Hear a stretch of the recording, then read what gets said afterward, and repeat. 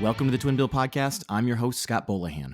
The word legend gets thrown around pretty easily these days, but if anyone had a case for being a legend, it would be Clayton Kershaw, who might even be the best starting pitcher of all time. Andy McCullough's book, The Last of His Kind, Clayton Kershaw and the Burden of Greatness, lets you inside what makes the private pitcher tick. And best yet, it looks like we haven't seen the last of Kershaw. Enjoy. All right, welcome to the podcast, Andy. How you doing today? I am well. How are you? You know what? I'm doing okay. I'm doing all right. The Last of His Kind, Clayton Kershaw and the Burden of Greatness. It's such a great title. How aware do you think Clayton is of his historical greatness? That's a good question. I mean, I think that it's not something that he spends a lot of time. He's not like the sort of person who like goes on Baseball Reference and looks up his own stats or things like that. But he's very aware of what he's accomplished in the game. He's very aware of kind of just what the standards are within the game. And, you know, he is aware that what he's done puts him on a very different plane than the overwhelming majority of people. Now, could he tell you, where he ranks all time in various categories? Maybe for some. He probably knows, for example, he has the best ERA ever, all that sort of stuff. But I don't think it's something that he spends a lot of time fixating on. It's more that he's just he's a pretty bright guy and he's pretty aware of stuff. So I think he kind of takes stuff in and, it stores it there, but I don't know how much he's seeking it out, if that makes sense. Yeah, that does make sense. So you knew him for years, covering him with the Dodgers. And how did you approach him for the book? I can only imagine it's sort of like asking someone to prom. What was that like?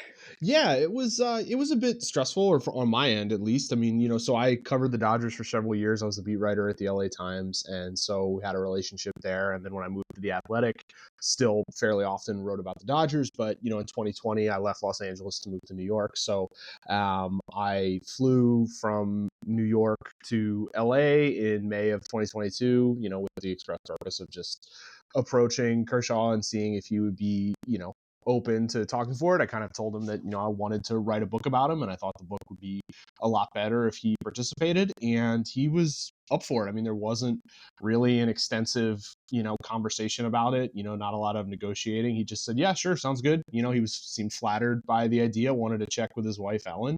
But we really only talked for 5-10 minutes and made plans to get together in the winter, which is kind of when we started doing the reporting for it with him, at least with regards to talking to him in earnest. But yeah, I mean, I was definitely nervous about it, but he's a pretty straight sort of shooter, for lack of a non-cliche term. There's not a lot of artifice there. And I think that he understood, and as he sort of talked about in the wake of the book coming out, that someone was going to write a book about him someday.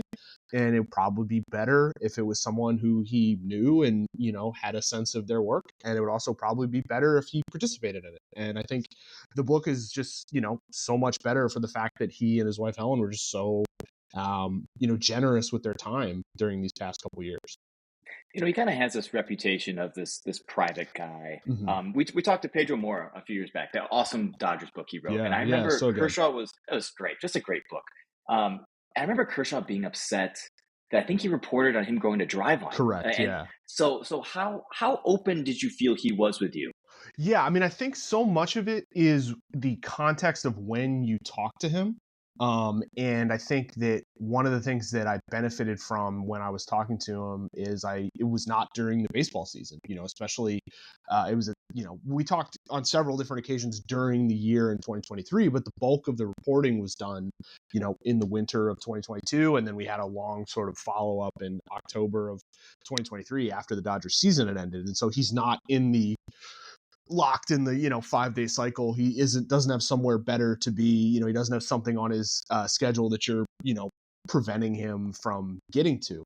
But yeah, I mean, I think, and the the little tiff with Pedro is even in the book that I wrote, because it's sort of, it provides a window into Kershaw's sort of thirst for control. Is that this thing that going to Driveline, demonstrating an open-mindedness, showing a willingness, despite everything he'd accomplished, to still want to be great.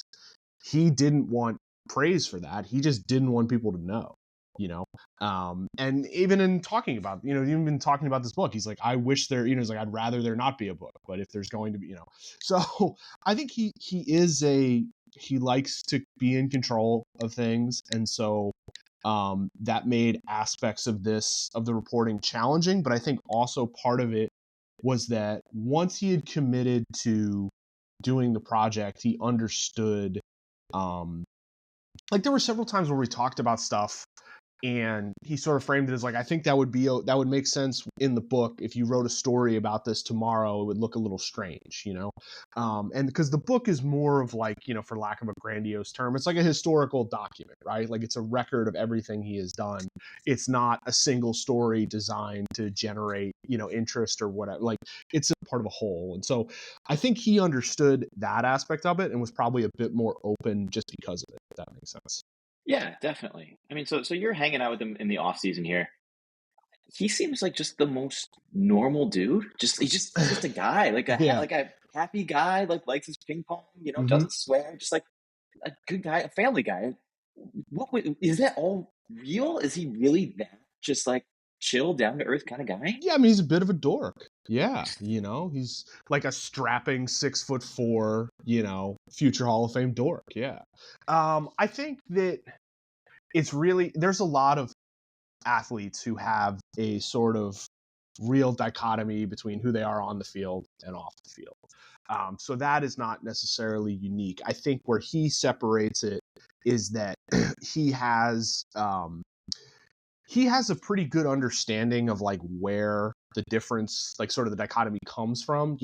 It goes all the way back to his childhood and, the sort of search for control, his obsession with time, growing up as a child of divorce whose father became, a less and less of a presence in his life as he got older.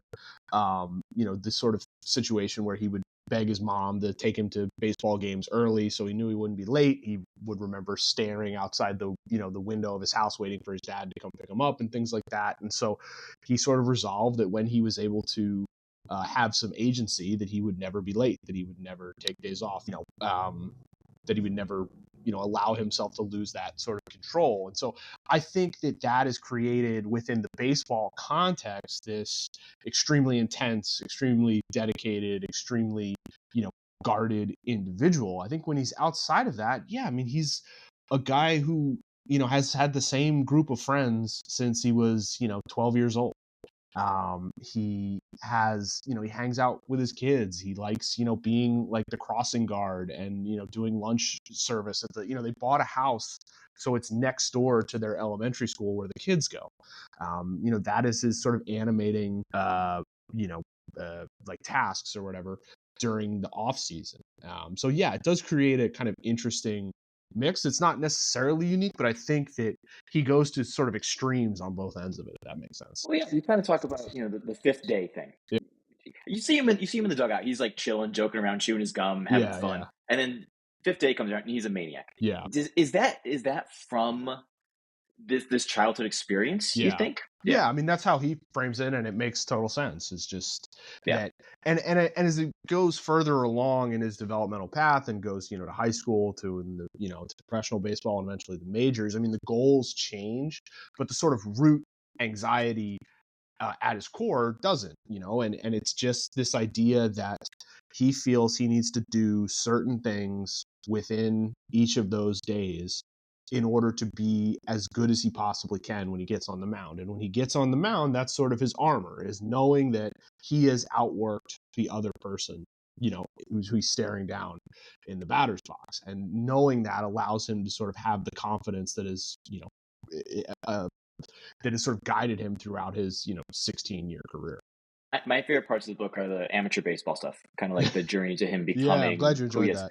That was fantastic. Now I gotta say, I'm a Detroit Lions fan, and having watched at least one Lions game in my life, I assumed the whole book was just gonna be like a buddy cop movie with him and Matthew Stafford. The way they play that up in the media is crazy. What was that relationship actually like? Yeah, I mean, they're not that close. I mean, I think, it's a weird situation probably for both of them in that it's like a guy you went to high school with who you were kind of friends, who you were friends with in middle school, who you kind of drift in different paths. And then 10 years later, you're both kind of famous and you can't be like, well, no, we haven't hung out in many years, but like, yeah, so they played. I mean, Highland Park is an interesting community for a lot of reasons, but like the sports environment in Highland Park is very intense. And Matthew Stafford was the starting quarterback of the Highland Park football team, I believe, by the end of his freshman year. It's in the book. I should remember this. I know by sophomore year, he was like definitely the starting quarterback. Yeah. And to be the starting quarterback at Highland Park as a sophomore is like just a different sort of social strata. Kershaw is like, still kind of chubby, gangly, goofy guy who wasn't playing football anymore, and their paths just kind of diverge, so it's the sort of thing that, yeah, it makes for like a charming story, and it's like kind of cool that that this Super Bowl winning quarterback and World Series winning ace, or Kershaw was the center on the freshman team for football, but Kershaw quit the football team at the end of the year. And Stafford didn't finish the year on the freshman team. He went to the varsity to go be the starting quarterback. And so, yeah, it's the sort of thing where, like, I think that they play, they're both like very polite about it, and seems like, and like Kershaw wasn't above, I think, using Stafford to get him Super Bowl tickets a few years ago. Yeah. But yeah, they're not like those. He's not one of his like closest friends. Yeah. It's a more of like a weird circumstantial relationship, I guess. Yeah. That makes sense. One of the other amazing things about his amateur career, he was the number 3 starter on his travel team. That's right. My God, that is unbelievable. Yeah, I mean, one of the books, and I'm not trying to compare this book to that one, but one of the books that I took a lot of inspiration from in doing this, or just helped me really think about it, was Playing for Keeps by David Halberstam. It's a biography of Michael Jordan, and one of the things I really love that Halberstam did, that it kind of influenced a lot of the coverage. It influenced 2 sort of sections in particular, but I love the way Halberstam depicted Michael Jordan as like a freshman walking into UNC, and like where he fit in the hierarchy of recruits, like especially compared to Buzz Peterson, and things like that. And I thought it would be really interesting to just like, okay, junior year, like where's Kershaw, because we know where he's drafted, but how does he get from sort of chubby kid to the 7th overall pick in the draft, first high school pitcher or player taken? And part of it is some adjustments he made along the way. Part of it was his body maturing. He had these sessions with a coach named Skip Johnson that really changed his trajectory. But I also want to know, like, okay, so what happened to the other guys? And he was on this travel ball team, DBAT. It's based in Dallas. He was the number 3. The number 1 starter was Jordan Walden, who pitched in the majors for the Angels and the Braves. The number 2 was Sean Tollison, who would later play for the Dodgers and also the Rangers. And the number 4 starter for portions of those summers was Zach Britton, who went on to be the closer with the Orioles and the Yankees, and had a very good career. And so, yeah, I mean, the chapter on Team USA, I wanted to kind of depict like what it was like to be one of the best high school recruits in the country, but also like not one of the best, and knowing that and what that sort of feels like. And so that was kind of the goal with that section of the book, if that makes sense. I love the draft chapter too. Just hearing the decision making that goes into it, especially as a high school arm. Yeah. What that decision making entails. And again, I'm a Tigers fan. 6 pick Andrew Miller, and then I started thinking like Andrew Miller was a centerpiece of the Miguel Cabrera trade. Right. If they take Kershaw, like there's so many ripple effects here that like who knows how it all shakes out. And it sounds like he ended up in pretty much the perfect position for him. And if you're if you're a Tigers fan, right, like turning Andrew Miller into Miguel Cabrera, it's like a pretty good draft. It's a steal, yeah. But if you trade Kershaw for Cabrera, all of a sudden you're like, oh man, that was that great actually. Yeah. It was funny actually. I was talking to Dave Dombrowski, who's now the Phillies general manager. I was talking to him the other day, and he mentioned that he was at Preston Mattingly's wedding. Preston Mattingly is a Phillies assistant general manager who was a Dodgers draft pick and friends with Kershaw. And anyway, at the wedding, he was talking to Kershaw, who was also there, just about the 06 draft and sort of how close they were to taking him, and how they basically would have taken him if Andrew Miller wasn't there. The reason that Andrew Miller was there at 6 is because the Royals, who were choosing first, were torn between Miller and Luke Hochevar. They decided to take Hochevar. The reason Hochevar was there is because the Dodgers had not been able to sign him the previous summer when they'd taken him with the 40th pick. And so Logan White, the scouting director for the Dodgers, believes the whole thing is just essentially like an act of God's will that delivered Kershaw to the Dodgers, which, I think it's probably more, well, whatever. I don't want to get into the theology of it, but you can understand why, like, the people who were involved in this sort of see divine intervention, given how it all played out for them. Yeah, definitely. You kind of almost touched on this a little bit. Is there a turning point or a point where Clayton Kershaw becomes Clayton Kershaw? I think there's two things. I mean, I think the work ethic aspect, the stuff that drove him internally, that really changed kind of in his junior year, as he got more and more, serious about, his faith, but also understanding that, like, this was really his route out of, it's not poverty, but just his family was in sort of precarious financial circumstances. There was one income household. His mother was taking on debt. He understood that, like, the way to sort of make things right was through baseball. So that is when sort of the seriousness and purpose really took hold, is that sophomore, junior year.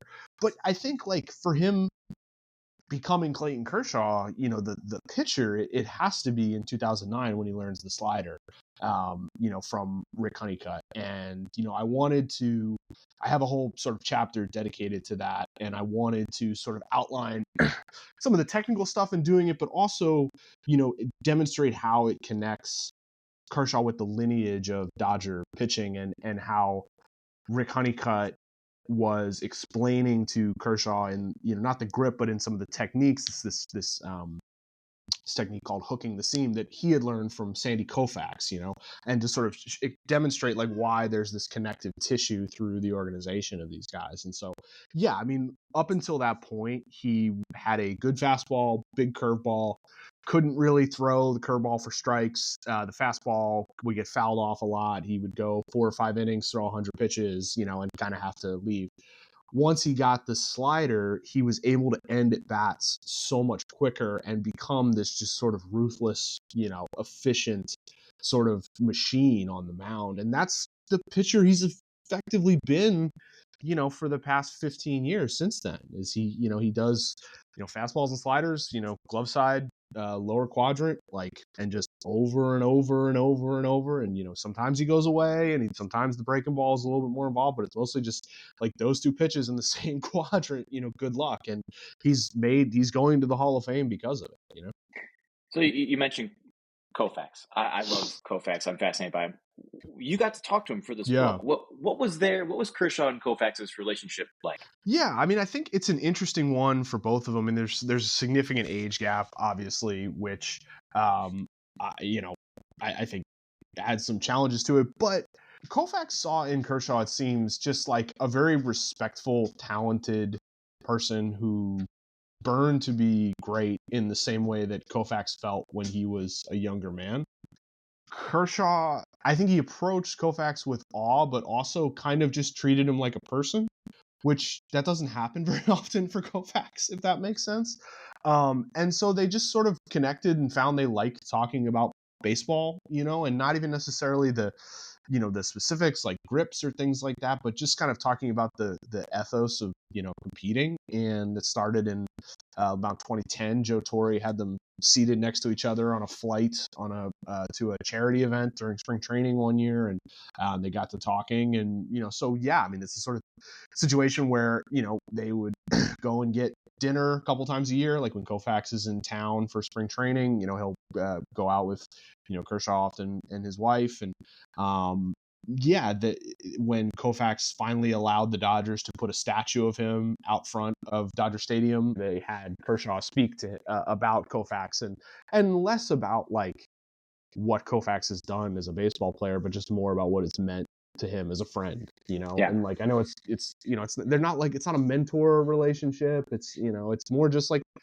there's very few people in the world who can understand what it's like to be Sandy Koufax or Clayton Kershaw, and these two happen to be people who can kind of understand what the other's life is like.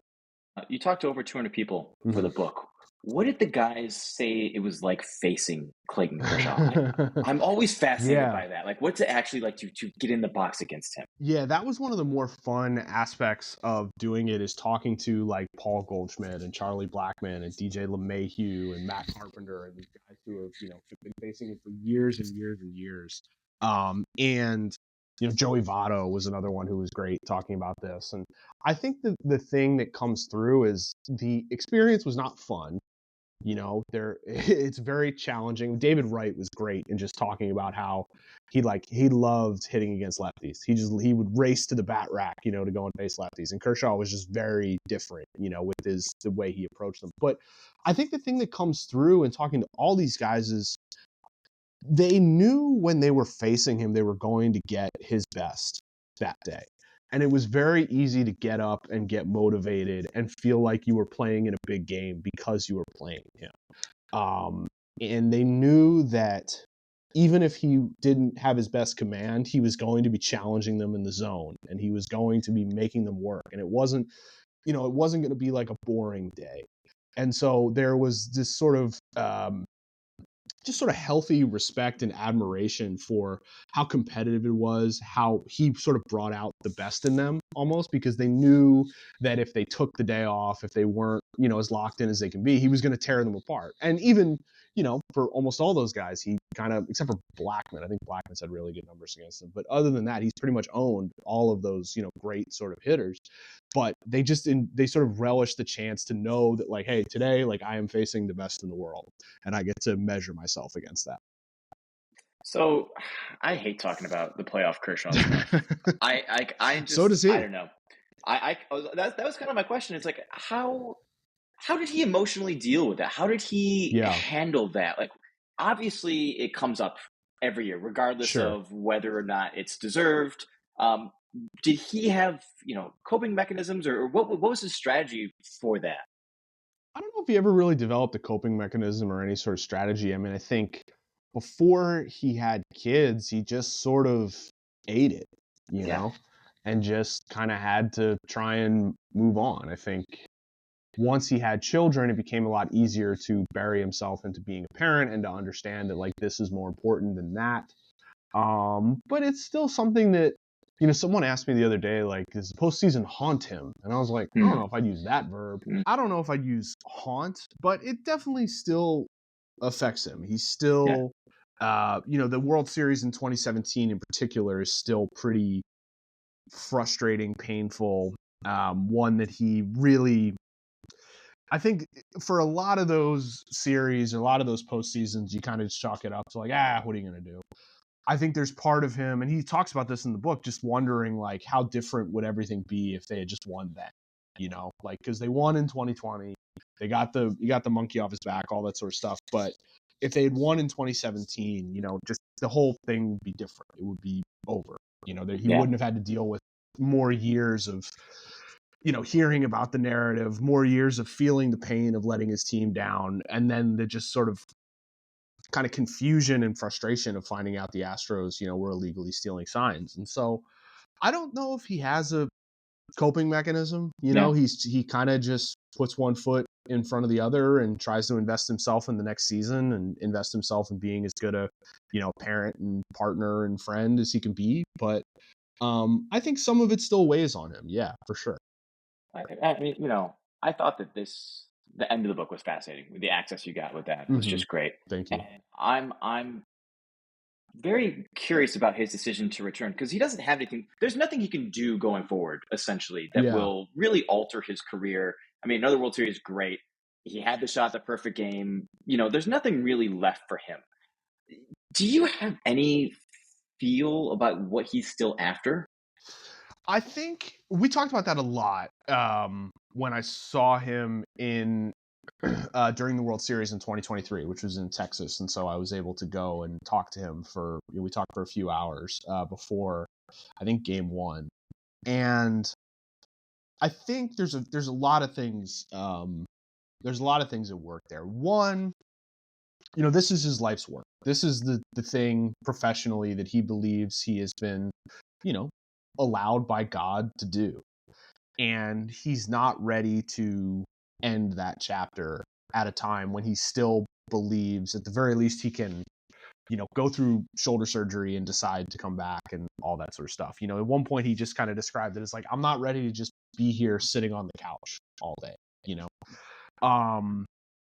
I think that the way last season ended with him getting shelled by the Diamondbacks in the first round and having this just disastrous outing, I think that definitely was painful for him. He also, like, it's in there in the book. I mean, he told his wife after that game, he's like, I'm done. I'm never pitching again. This is so stupid. Why am I doing this? And then the next day he goes to work and is running sprints in the outfield and trying to gear up for a game 4 that never happened. And so you can see just how conflicted he is about this. But I think that part of it was, as miserable as last season was for him, he still wanted to keep going.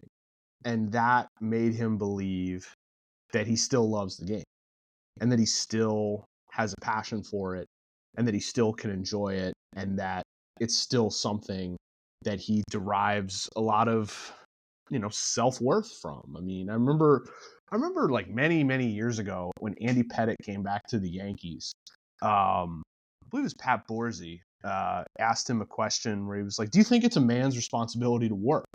And everyone kind of like chuckled, like, what kind of goofy question is that? And Pettitte was like, yeah, a man's supposed to work. And like, to an extent, I think that that's part of what is animating Kershaw. Is like, this is who he is, and he doesn't have to be done with it yet, and so he's sort of willing to keep going and willing to, subject himself to the potential, pain and embarrassment of coming back from a major surgery and not being the same. He's never had surgery before. He's going through a rehab right now that's unlike anything he's ever dealt with. But so yeah, I mean, I think it's a lot of different things, and it was really interesting to talk to him in that moment when he was sort of fresh off deciding what he wanted to do, but hadn't gotten to the point where he was like into rehab, into a throwing program. He was kind of in between, and so I think it makes the book a lot more interesting that, it just so happened that the Rangers went to the World Series last year. Yeah. I think he has a couple of years left, maybe. Do you have a feel for what his post baseball life is going to look like? Is he going to be a Sandy Koufax that we don't see necessarily, or do you think he'll be much more of a visible kind of guy? No, he just put out a tweet the other day selling like beef packages. Oh, I saw that. I don't think Koufax ever did that. No. I think that he's still going to be very involved with his charity in Dallas and in LA. His charity is important to him. I think that he's going to be a pretty active parent. His kids are going to I think his eldest is like 8 or 9 now. I knew all this stuff and I just forgot. It's all accurate in the book. I've just forgotten it. But his eldest daughter is like in either 3rd or 4th grade, and there's 3 more behind Callie, and so there will be a lot of parenting, a lot of youth sports to coach, a lot of events to attend, and I think that's going to take up the bulk of his time. I don't foresee him being a coach or a manager or a special assistant or anything like that. Maybe a special assistant, like maybe with the Dodgers, where like Andrew Friedman calls him a couple times a year and says like, hey, can you watch video of this guy and tell me what you think? Like, because they have that sort of relationship where Friedman would trust his judgment.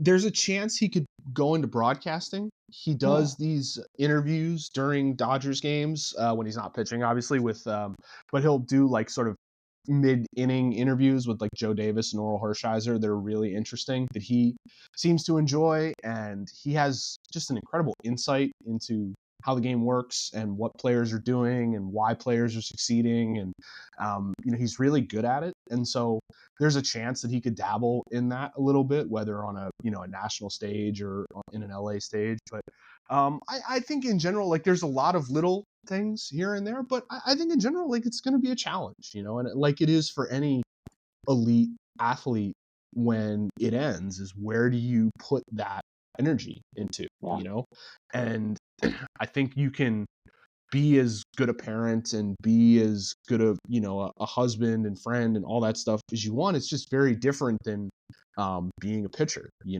can, it's just different. So I think it's going to be very interesting to see what happens with him with that. He thinks it's going to be fine.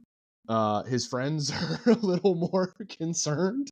But he has a pretty good support system. He has a pretty good life. I think if he's able to finish his career without needing, a hip replacement, he should be all right.